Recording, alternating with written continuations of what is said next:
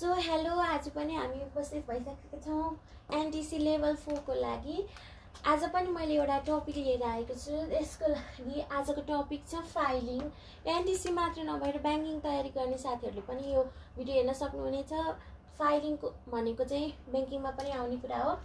So NTC level 4 को लागि filing टपिकमा चाहिँ नि परिचय, आवश्यकता, विधि र तरिका एवं तरिका गरेर चाहिँ 1 2 3 4 चारवटा सब टपिक छ। एकदमै छोटो टपिक हो हैन, यो अनि एकदम इम्पोर्टेन्ट पनि हो है। फाइलिङ भनेको के हो भनेर एक्जाममा आउन पनि सक्छ। त्यसैले अब ल सुरु गरौँ हैन। फाइलिङ भनेको चाहिँ नि कुनै पनि कागजात पत्रचार भन्नाले यो चिठी पत्रहरू है, अनि रेकर्ड तथा अन्य महत्त्वपूर्ण कागजातहरूलाई सुरक्षित रूपमा व्यवस्थापन गर्ने प्रक्रिया नै फाइलिङ हो।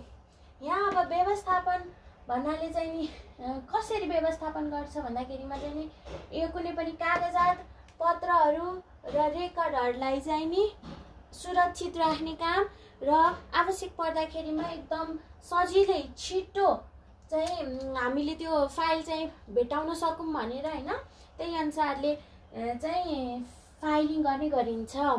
अब यो फाइलिङले चाहिँ कामको प्रभावकारितालाई बढाउँछ। यसले किनकि समय बचत गर्छ, छिटो छरितो बनाउँछ र छिटो छरितो हुने बित्तिकै अर्को काम हामीले इन्स्ट्यान्टली गर्न पाउँछ। त्यसैले यसले कामको प्रभावकारितालाई बढाउँछ। अब यसै गरी फाइलिङको आवश्यकता भन्नाले चाहिँ नि रेकर्डको सुरक्षा। यहाँ हामीले यो परिचयमा नै भनिसकेका छौँ हैन, सुरक्षित रूपमा व्यवस्थापन गर्ने भनेर हैन हो। यो के सुरक्षा गर्ने भनेर यहाँ माथि नै भनिसकेका छौँ। कागजात पत्रचार रेकर्ड त्यस्तै अन्य महत्त्वपूर्ण कागजहरूलाई चाहिँ सुरक्षित राख्ने, रेकर्डको सुरक्षा गर्नको लागि फाइलिङ आवश्यक रहेको छ। छिटो खोज्न सकिने व्यवस्थित तरिकाले फाइलिङ गरेपछि त हामीले यो व्यवस्थापन भन्ने शब्दमै मैले यो छिटो खोज्न सकिने भनेर यहाँ नै भनिसकेको छु हैन। यसको आवश्यकता पनि किन हो भन्दा फाइलिङको आवश्यकता हामीलाई चाहिँ नि हामीले राखेको महत्त्वपूर्ण कागजातहरू चाहिँ एकदम छिटो आवश्यक परेको खण्डमा एकदम शीघ्र रूपमा प्राप्त गर्न सकियोस् भनेर फाइलिङ गर्न आवश्यकता छ भनेर लेख्न सकिन्छ। त्यसै गरी आएको छ कामको सहजता। हामीले कुनै पनि महत्त्वपूर्ण कागजातहरू एकदम राम्रोसँग सुरक्षितसँग राख्यौँ भने यसले अर्को काम गर्नलाई पनि एकदम सहज पुर्याउने गर्छ। यो महत्त्वपूर्ण यो रेकर्ड म्यानेजरले चाहिँ नि मात्र यो फाइलिङहरू गर्ने काम हुन्छ नि कोही सहायक कर्मचारीहरूको हो। यो गर्ने कर्मचारीहरूलाई पनि कुनै कागजात ल्याउ त भनेर कसैले माग्यो, दिनुहोस् भनेर माग्यो भने ऊ इन्स्ट्यान्टली गरेर लिन सक्छ नि त फाइलिङ गर्यो भने हो। त्यही कामलाई एकदम सहज रूपमा गर्नको लागि पनि फाइलिङ आवश्यक रहेको छ।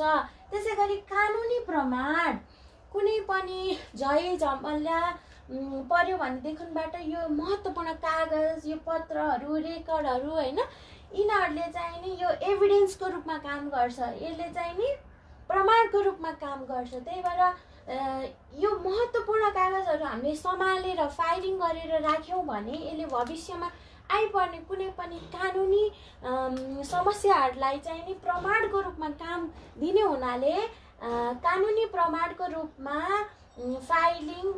फाइल गरिएका कागजातहरूलाई कानुनी प्रमाणको रूपमा लिन सकिने हुँदा पनि फाइलिङको आवश्यकता रहेको छ भन्न सकिन्छ। त्यसै गरी आएको छ समय र श्रमको बचत। यसले कार्यलाई छिटो छरितो गराउँछ र सहजतापूर्ण गराउँछ भनेपछि यो पोइन्ट त अवश्य नै आइहाल्यो हैन, यसमै इन्क्लुड भएको कुरा हो। त्यही भएर आवश्यकता भनेको पनि यो डेफिनेसनमा जसरी लेखेको छ त्यसलाई सरलीकरण गरेर सामान्य भाषामा चाहिँ त्यसलाई ब्रेकआउट गरेर हामीले यसको आवश्यकता बनाउन सक्छौँ। त्यसै गरेर छ फाइलिङको विधि भनेको। फाइलिङ चाहिँ अब दुईटा विधिले गर्न सकिन्छ। एउटा सामान्य विधि सामान्य विधिले चाहिँ कसरी गर्न सकिन्छ त एउटा परम्परागत फाइलिङ कुनै पनि चिठी कागज देता यस्तो पाइयो भने त्यसलाई फोल्ड गरेर अथवा चाहिँ नि कुनै पनि फाइलमा राखेर एउटा स्टोर रुम फाइलहरू मात्र राख्ने एउटा बन्द कोठा हुन्छ नि त्यहाँ त जो पाइदिए जान पाइँदैन हैन हो त्यस्तो कोठामा राख्ने चाहिँ एउटा परम्परागत विधि हो यो परम्परागत विधि अहिले पनि छ त्यस्तै जस्तो अहिले आधुनिक फाइलिङ लाई पनि सञ्चालनमा ल्याइएको छ यसमा चाहिँ नि क्लाउड कम्प्युटिङद्वारा फाइलहरूको व्यवस्थापन गर्ने कुनै डिजिटल फाइलहरू हुन्छ तिनीहरूलाई व्यवस्थापन गर्ने साथसाथै यो परम्परागत फाइलिङलाई चाहिँ नि के अरे यो आधुनिक मार्फत पनि फाइलिङ रेकर्ड गर्न सकिन्छ के कसरी भन्दा यो पुरानो यो बन्द कोठामा राख्ने चलन यो छ भनेपछि अनि त्यसपछि यो एउटा फाइल चाहिँ यहाँभित्र छ भनेर त्यसरी यहाँ चाहिँ यो रेकर्ड गर्ने र यो फाइल यहाँ छ भनेर एकदमै छिट्टो हेर्नको लागि के यो फाइल कहाँ छ भनेर हेर्दाखेरि म कम्प्युटरमा त अनि छिटो हेर्न सकिन्छ नि त कम्प्युटरबाट त अनि सर्चको बटन थिच्यो गऱ्यो अनि त्यही भएर यो आधुनिक फाइलिङ चाहिँ अहिले एकदमै प्रभावकारी छ तर आधुनिक फाइलिङ राख्यो भन्दैमा चाहिँ यो परम्परागत फाइलिङको प्रोसेसलाई चाहिँ हटाइहाल्नुपर्छ भन्ने चाहिँ मलाई लाग्दैन हैन किन भन्दाखेरिमा अब यो डिजिटल को दुनियाँमा ह्याकिङहरू दुनियाँ थोक हुन्छ हैन तर त्यसरी ह्याक गरेर पनि लिक हुने अथवा चाहिँ त्यो यो महत्त्वपूर्ण कागजात यो महत्त्वपूर्ण सूचनाहरू चाहिँ नि डिलिट हुने त्यस्तो पनि हुन सक्छ त्यही भएर यदि हामीसँग हार्ड कपी छ भने हामीले त्यसलाई पनि व्यवस्थित गराउनै पर्यो तर सहजताको लागि चाहिँ हामीले आधुनिक फाइलिङ पनि अपनाउँदाखेरिमा राम्रो हुन्छ एउटा यो सामान्य विधि भयो अनि अर्को छ वर्गीकरणको आधारमा अब वर्गीकरणको आधारमा कुन विषयको फाइलिङ हो त्यो विषय अनुसारले चाहिँ नि सूचना गर्ने हैन विषयगत आधारमा चाहिँ नि सूचना गर्ने अब जस्तै अस्पतालमा गयो भने कुनै मुटु रोगको पेसेन्ट छ कुनै चाहिँ नि सामान्य ढाडको रोगको पेसेन्ट छ भने मुटु रोगको पेसेन्टको फाइलहरू एकातिर राख्ने ढाडको रोगको पेसेन्टको फाइलहरू अर्कोतिर राख्ने त्यसै यो इक्जाम्पल मात्रै हो हैन अब यो एन्टीसँग लिङ्क गराएर इक्जाम्पल पनि बनाउन सकिन्छ विषयगत आधारमा फाइलिङ गर्ने अर्को छ अल्फाबेटिकल आधारमा ABCD त्यसरी अथवा क ख ग घ यसो नामको आधारमा अल्फाबेटहरूको आधारमा चाहिँ नि वर्गीकरण गर्न सकिन्छ त्यस्तै जस्तो अर्को छ न्यूमेरिकल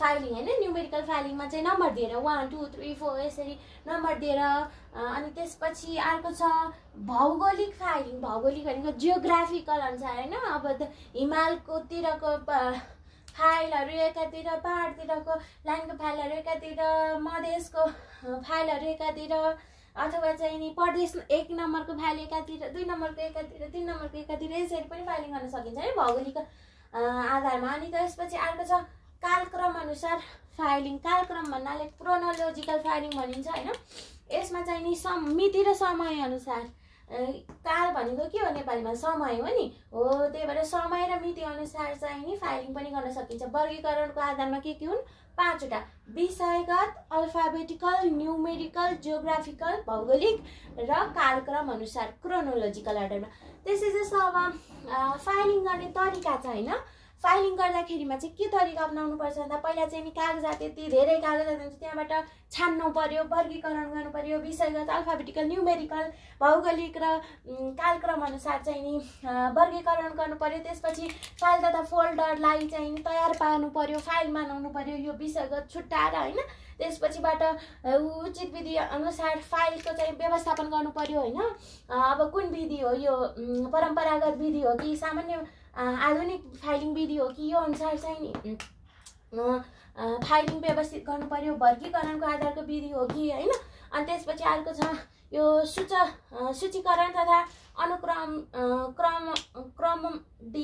अनुक्रमणिका बनाउने, सूचीकरण तथा अनुक्रमणिका बनाउने भनेको यो इन्डेक्सिङ गर्ने फाइल चाहिँ नि यतिकै राखेर मात्र त भएन नि। यो फाइल यहाँ छ यसरी भनेर इन्डेक्सिङ नम्बर दिन पर्यो नि।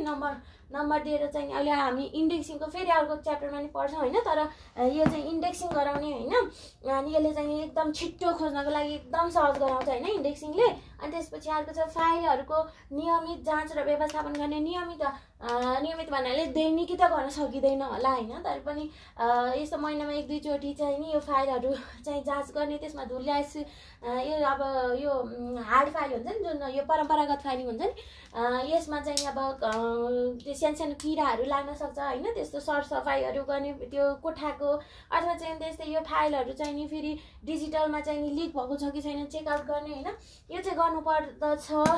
अनि त्यसपछि अब हामीले यो फाइलिङको सबै कुराहरू पढिसक्यौँ। अब अन्त्यमा चाहिँ नि फाइलिङ भनेको एउटा महत्त्वपूर्ण र एकदमै नभइनहुने अति आवश्यक प्रक्रिया हो कुनै पनि संस्थालाई होइन। बैंक, उद्योग, कुनै पनि संस्था होइन, सबैलाई चाहिँ नि फाइलिङ एकदमै आवश्यक हुन्छ होइन।